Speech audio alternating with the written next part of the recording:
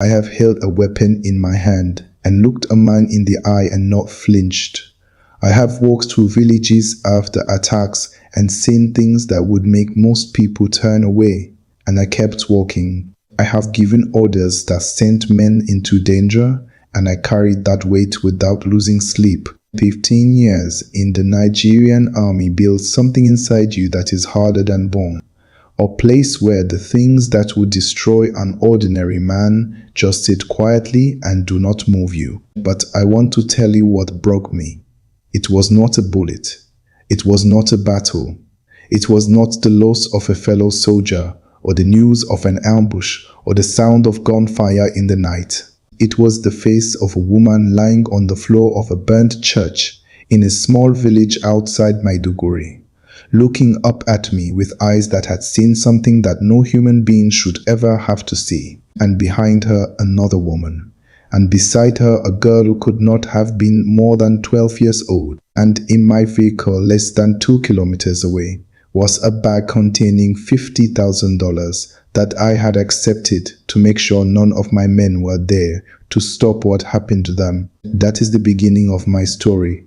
And I am telling it because I am no longer the man who accepted that bag. I am telling it because something happened to me in the darkness of that night that changed everything. And I am telling it because the women in that church and the God who was voting deserve for the truth to be spoken out loud by the man who made the choice that he made. My name is Sanya Bubakar, and this is my testimony.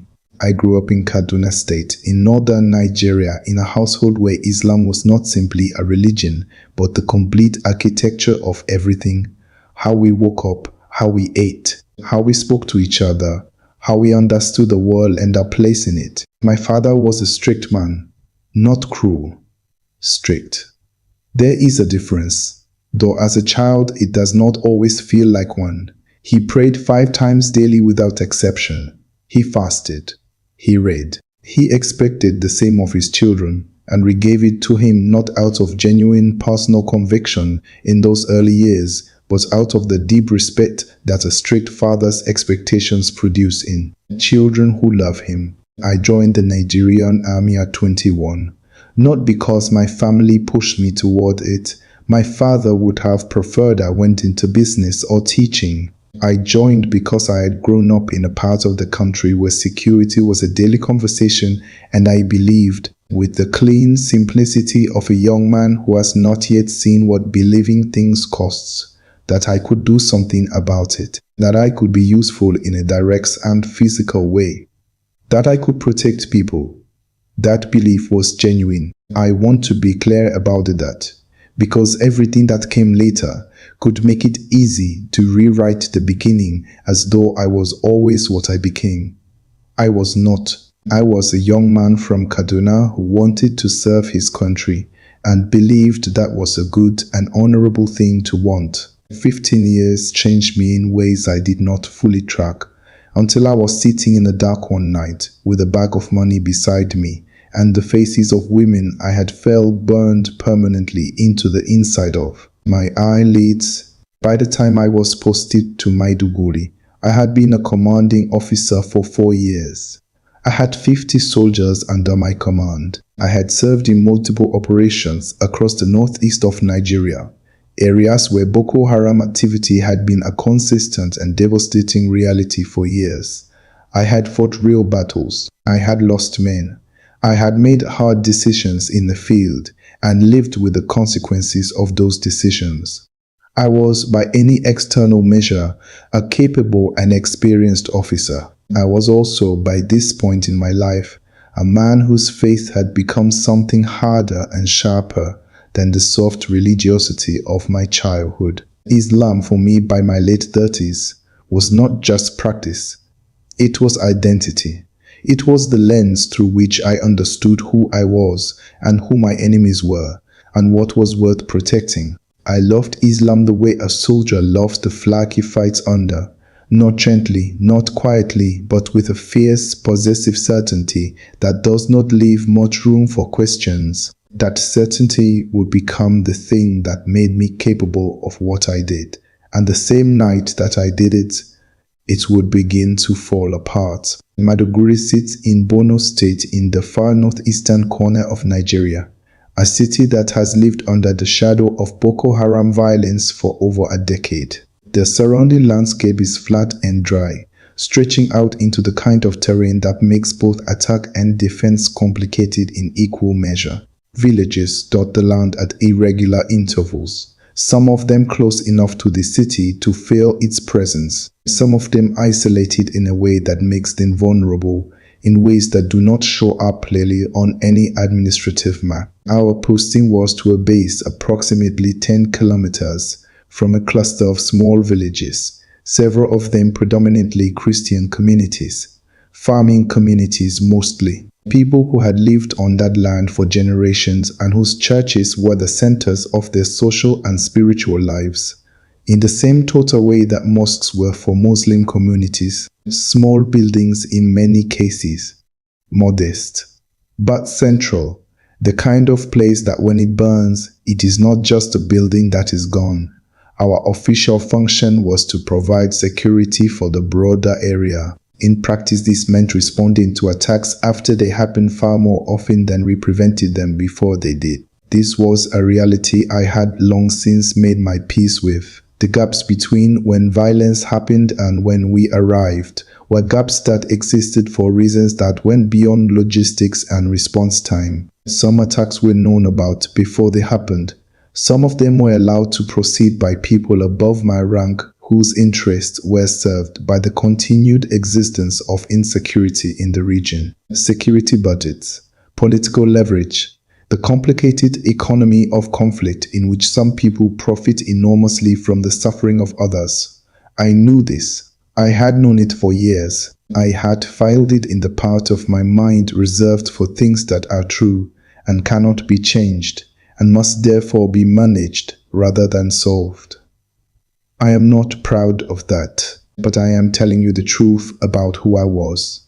Attacks on Christian communities and churches had been increasing in the months before the Sunday in question. Villages raided, churches burned, people killed and displaced.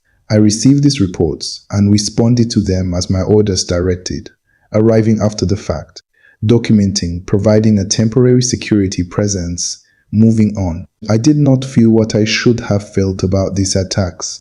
They were, to the version of me that existed then, simply events in an ongoing conflict. The communities targeted were not my community. Their faith was not my faith. Their suffering registered in me as data rather than pain. I am telling you this so you understand what kind of man received the phone call that changed everything. It was a Sunday morning, the fourth of a series of Sundays that had passed in the routine of our posting.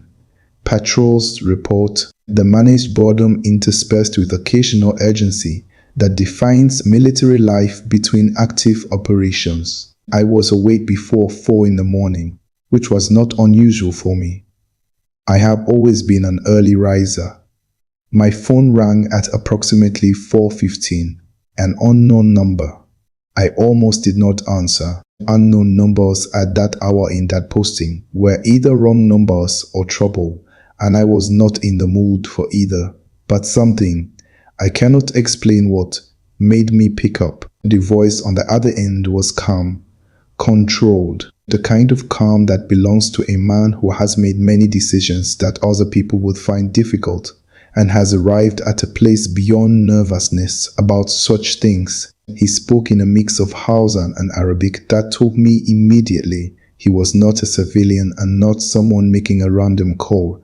He said he was calling to remind me of my duty to protect Islam. He said that protecting Islam sometimes required decisions that were difficult to make within the official framework of military orders. He said there was a community nearby. He named the village, a small Christian settlement that I knew well from our patrol maps, and that certain work needed to be done there, work that would serve the cause of Islam in the region, work that required my men to be elsewhere for a period of time. He said it simply and directly, as though he was describing a logistical arrangement rather than what it actually was. Then he mentioned a figure, $50,000. United States dollars. Cash. I want to be honest with you about what happened inside me when I heard that number. I want to tell you that I was immediately disgusted and refused without a moment's hesitation. But that is not the truth. The truth is that something in me, not the greedy part, I was never primarily motivated by money.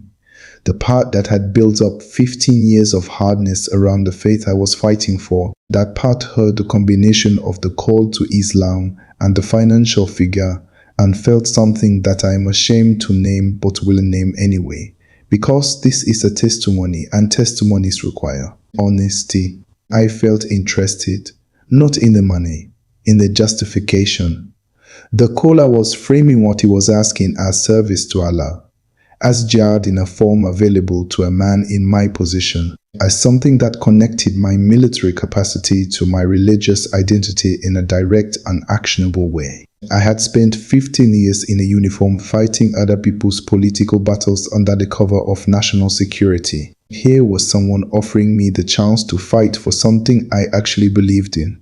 That is what I told myself. I asked him how I knew my cooperation would not create problems for me with my superiors. He told me he had already spoken to my direct commanding officer. He told me the arrangement had been cleared at a level above mine. He told me my number had come from official channels. I told him I would consider it. I ended the call. 3 minutes later, my phone rang again. My commanding officer, he told me, in the careful indirect language that military men use when they are saying things they do not want on record, that our unit had been reassigned for the day, that we should relocate into Maiduguri town proper and await further instructions, that we should not expect to return to our regular patrol area until later that day. He did not explain further. He did not need to. I called the unknown number back. I said yes. We moved our unit into Maiduguri town by 6 in the morning. 50 men, their vehicles, their weapons, their full operational capacity, removed from the one place they were supposed to be and relocated to wait in the city, while the people they were supposed to protect were left completely exposed. I told my men it was a redeployment order, routine. They accepted it without question, because soldiers accept redeployment orders without question, and because I was their commanding officer and they trusted me. That trust is something I carry with me now as a particular and specific weight. We waited in Maiduguri. I sat in our temporary position and I prayed. I actually prayed. I asked Allah to honor my service. I asked Him to see what I was doing as an act of faith rather than an act of abandonment. I constructed in the quiet of that morning a complete theological justification for what I had agreed to, protecting the expansion of Islam in a region where Christianity was encroaching on Muslim territory, supporting brothers who are fighting a spiritual battle in the only way available to them. The burning of a church was, in my mind that morning, a symbolic act with political meaning. It was not a humanitarian event. It was not something that involved real suffering to real people in any way that I was choosing to think about directly. I was a man of 15 years of military hardness who had decided something and did not want the complications of thinking about it too honestly. Starting from around 8:30 in the morning, my phone began to receive calls. Local numbers, voices I did not recognize, community members, residents of the village, people calling in the breathless, panicked way of people who are watching something terrible happen and are reaching for the authority that is supposed to stop it. I listened to the first call, a man's voice shaking, telling me there were men with weapons and fire in the village, telling me people were being hurt, telling me to please come. I told him we were on our way. Then I ended the call and turned my phone off. I'm going to pause here and ask you to sit with that for a moment. I turned my phone off, not because I did not hear him, because I did, and because I had made a choice, and I was not going to let the sound of the consequences of that choice reach me until the arrangement was complete. That is who I was that morning. I need you to know that clearly, not so you will hate me, though I understand if some of you do, but so that what happened next means what it should mean. We returned to the village in the early afternoon. I had received a call from one of the attackers an hour before, a brief, satisfied call informing me the work was done. A short time after that, one of their men had come to our position in Maiduguri and left a bag in one of our vehicles. I did not count the money. I put the bag in the vehicle and I gave the order to return. I want to tell you about the drive back. About the 15 minutes in that vehicle between Maiduguri and the village, because something was already happening in me before I arrived and before I saw anything. A kind of dread that I could not explain and did not want to examine. A tightening in my chest that had nothing to do with physical danger. I told myself it was the natural tension of returning to a scene of violence. I told myself it was professional instinct. It was conscience, trying to reach me through 15 years of armor, trying to tell me that what I had agreed to was not what I had told myself it was. I did not listen. I kept driving. We arrived. I have been trying for the days since to find the words for what I saw, and I keep arriving at the same conclusion. There are no words adequate to it. Not because the physical destruction was beyond description, though the burnt shell of the church against the pale afternoon sky was a sight that has not left me. Not because of the bodies of the men and boys who had been shot, trying to protect their families, though those images are also permanently with me. It is the women. I need to say this plainly, because the people who made the call to me that morning told me it was about burning a church. They said it simply and I accepted it simply, and I built my justification around the simple act of property destruction with symbolic meaning. What I found in that village was not that. What I found was women, mothers, daughters, girls of 15, of 12, of ages that I cannot say without my voice breaking even now as I record this, lying on the ground inside and outside the burnt church. Some of them could not stand.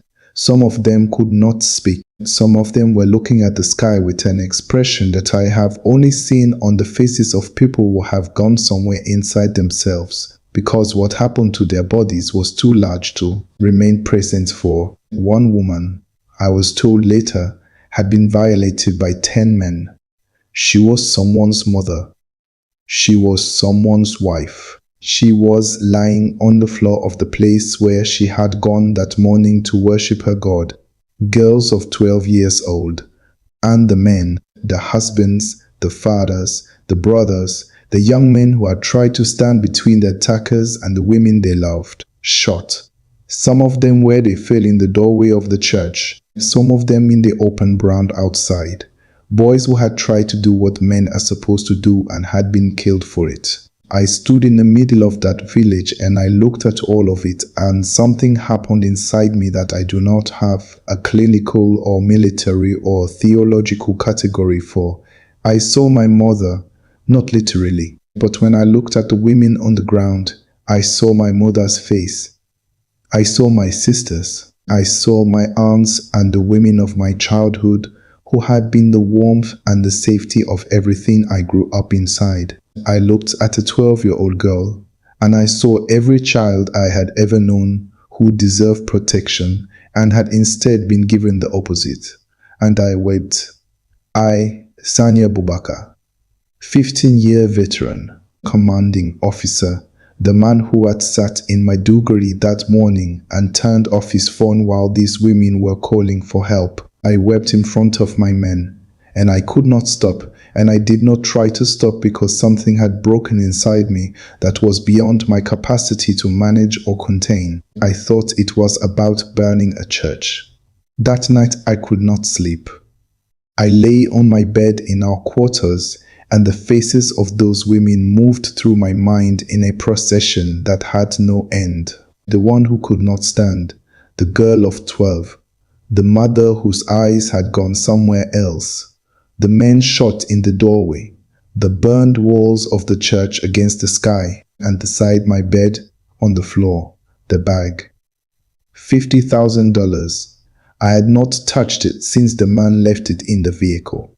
I had carried it inside without looking at it. It sat beside my bed in the dark, and it was the heaviest thing in the room, heavier than any weapon I had ever carried, heavier than any order I had ever given. It was the physical weight of what I had chosen, and what that choice had cost people who had done nothing to deserve it. I tried to pray. I tried to reach for the framework that had held me for my entire adult life. The faith I had been willing to kill for that morning, or at least willing to look away while others killed for. I tried to find Allah in the dark, and I could not. Not because He was not there, but because something between me and whatever I had been reaching toward in prayer had been broken by what I had seen that afternoon, and I did not know how to repair it and was not sure I wanted to. I lay in that dark for hours, and then in the deepest part of the night, when the sounds of the bass had gone completely quiet and there was nothing between me and my own mind, I heard something, not with my ears. I want to be precise about this way I was precise about everything in 15 years of military reporting. This was not an auditory experience in the normal sense. It was something that arrived in the center of me, in the place that the faces of those women were already occupying. And it was not my own thought, because it came from a direction that my own thoughts do not come from. It said, and I will give you these words as exactly as I am able. It said, "Why are you persecuting my people?" I sat up in the dark. The question was not angry. That is the thing I cannot stop thinking about when I remember it. Given what I had done, given what I had allowed, I would have expected anger. I would have expected judgment. What I heard instead was something that contained the question in it.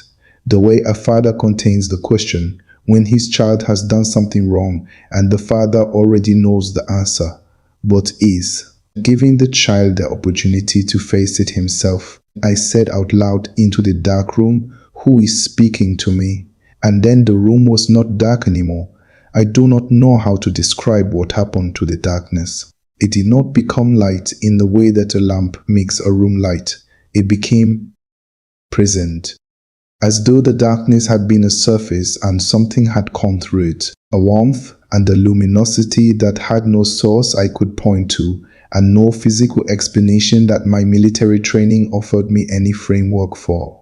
And in that light, there was a man. I looked at him the way I look at everything in a situation I do not have a category for, with complete attention, cataloging everything, trying to establish facts. He was robed in white, his face.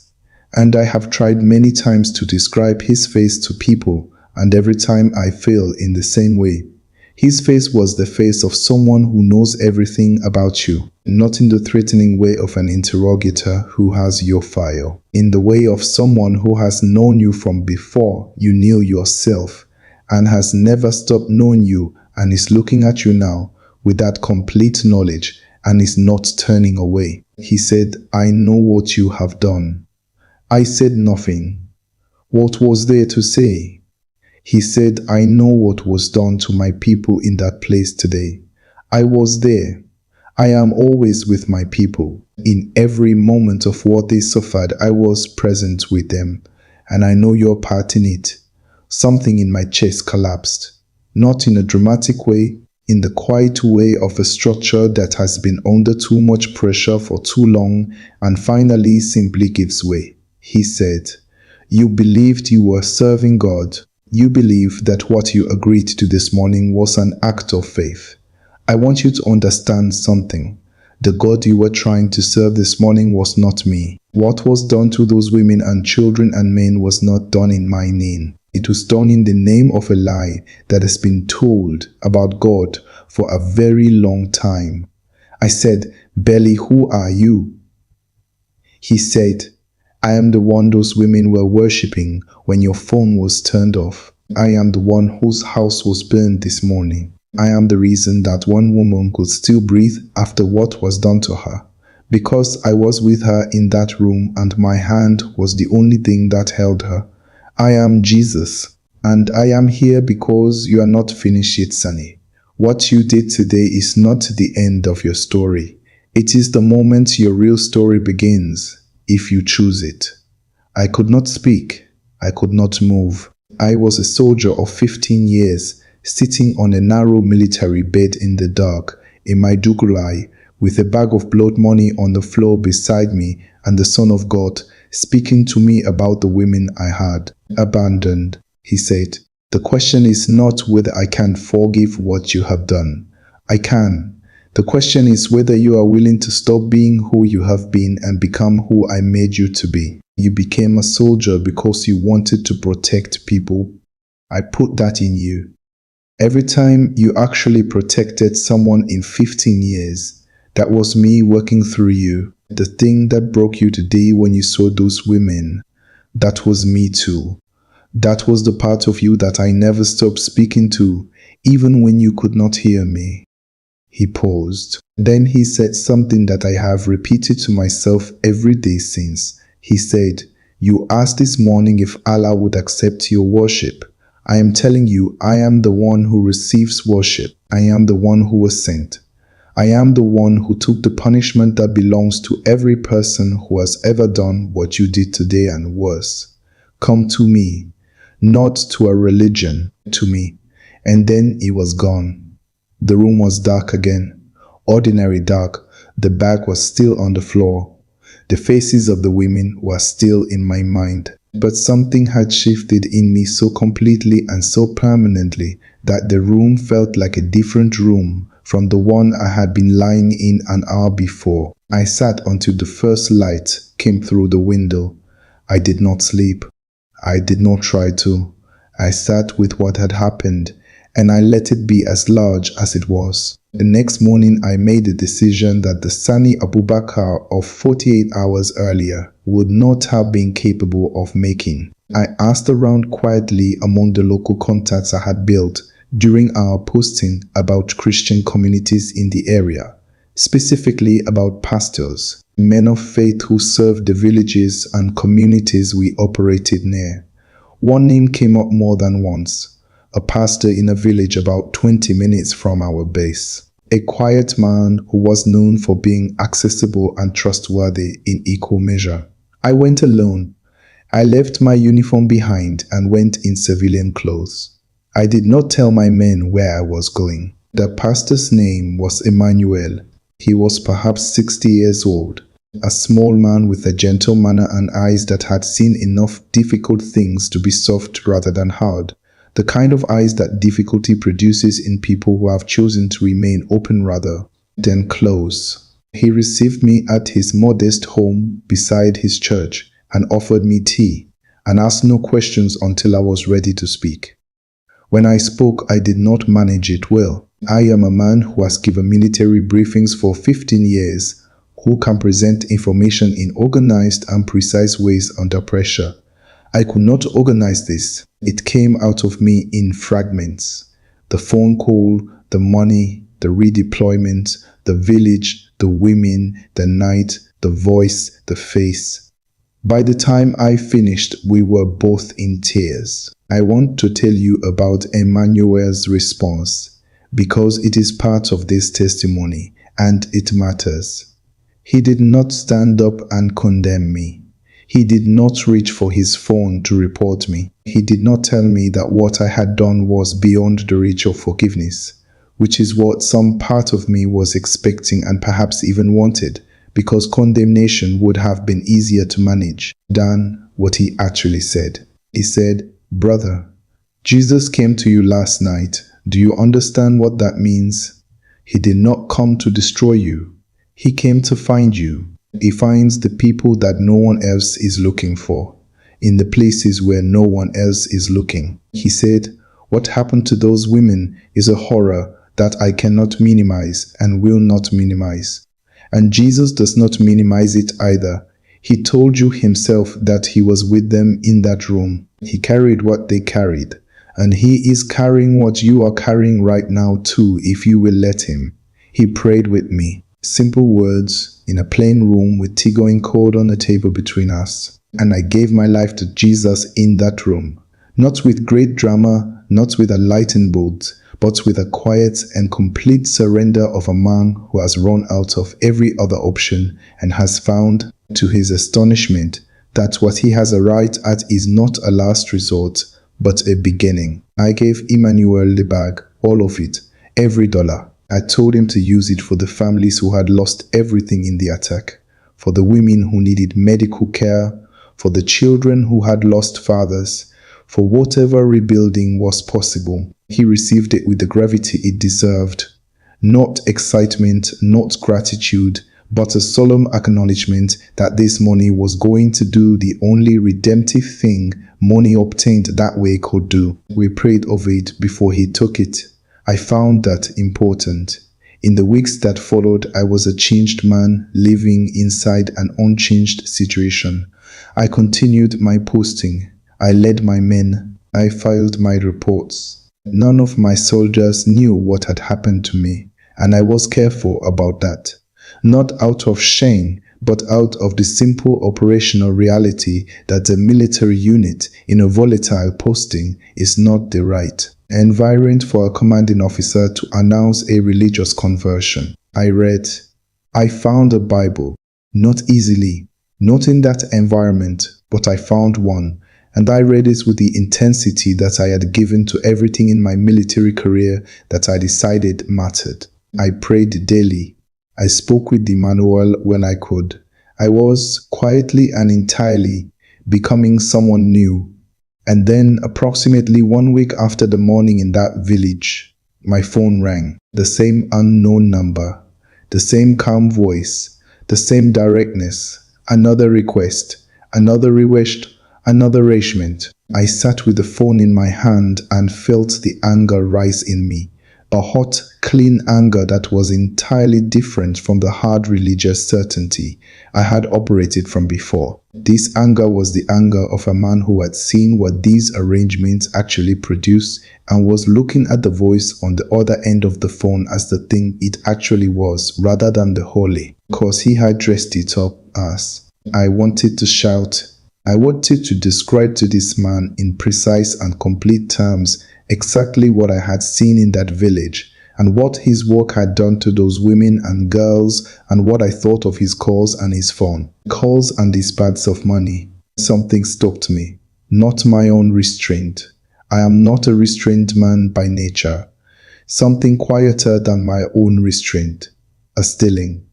A sense of a hand on my shoulder that said, not yet, not like this. There is a better use for what you know now.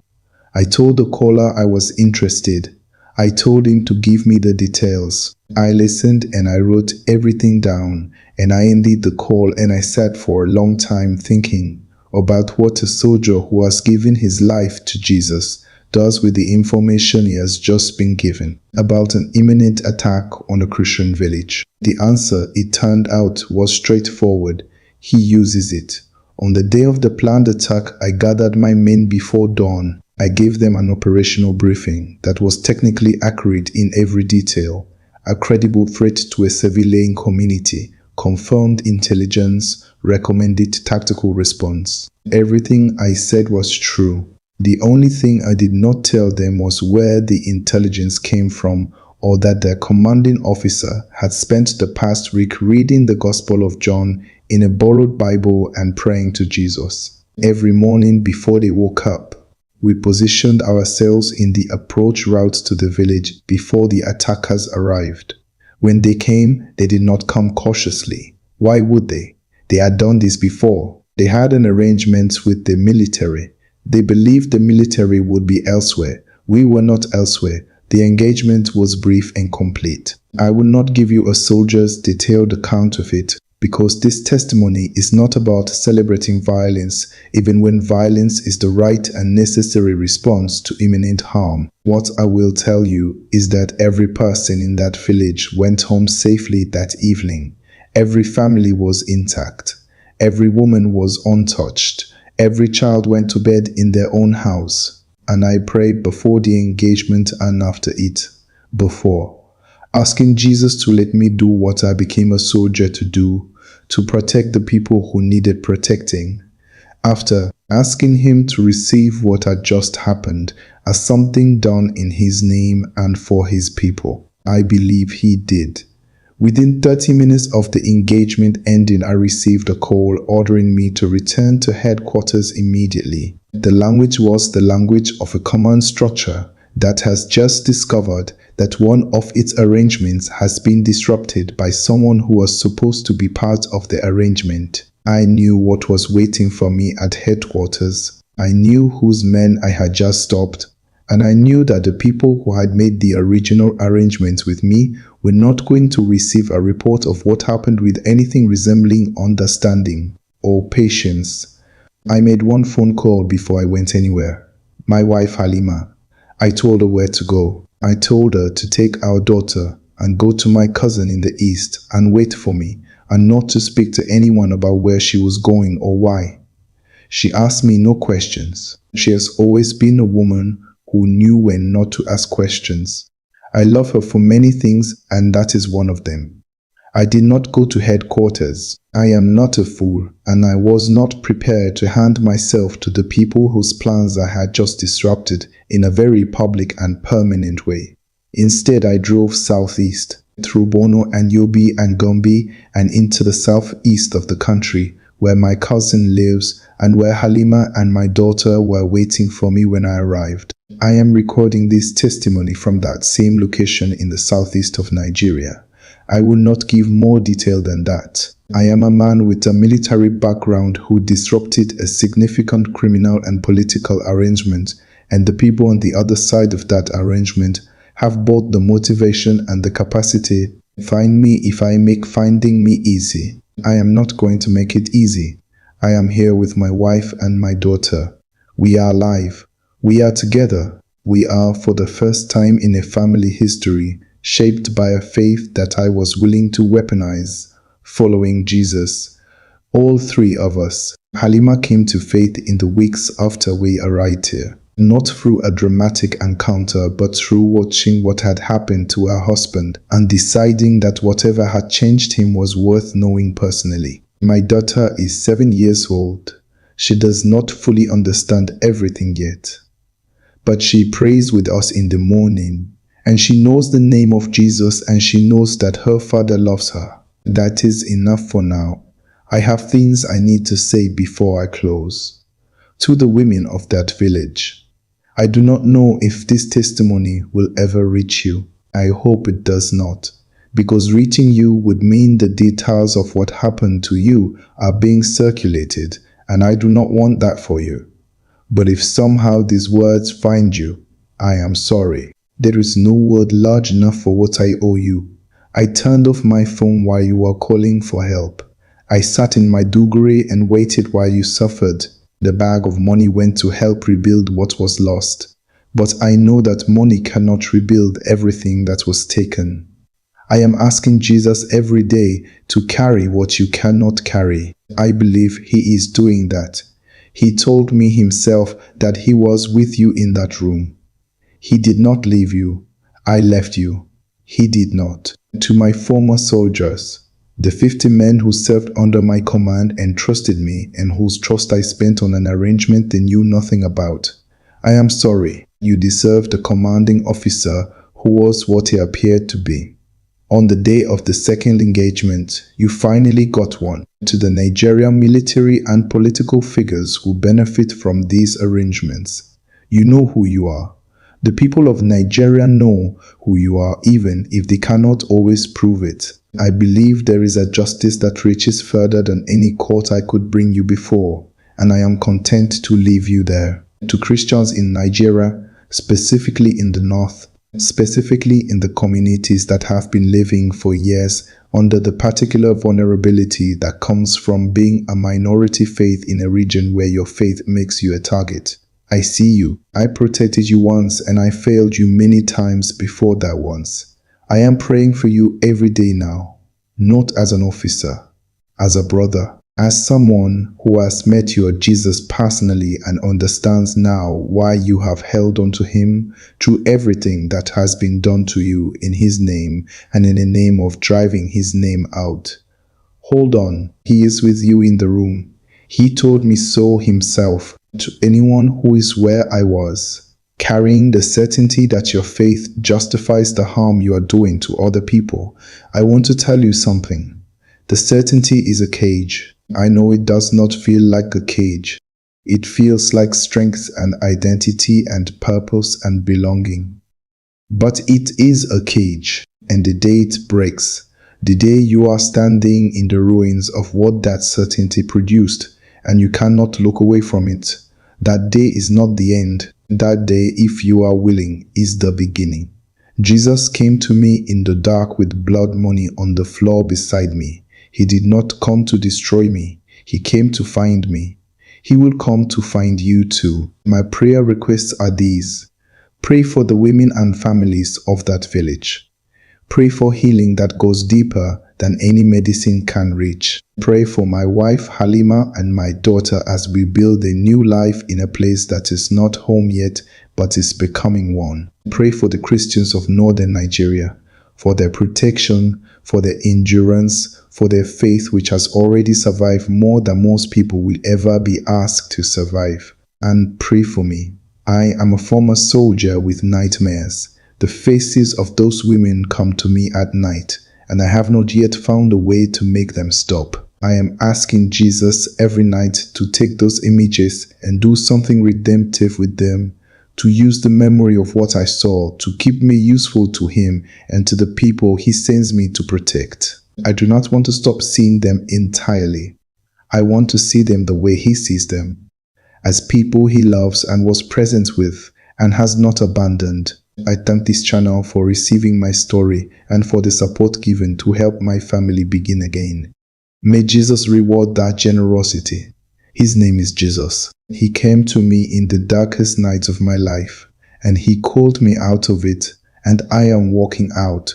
One day at a time, but I am walking out.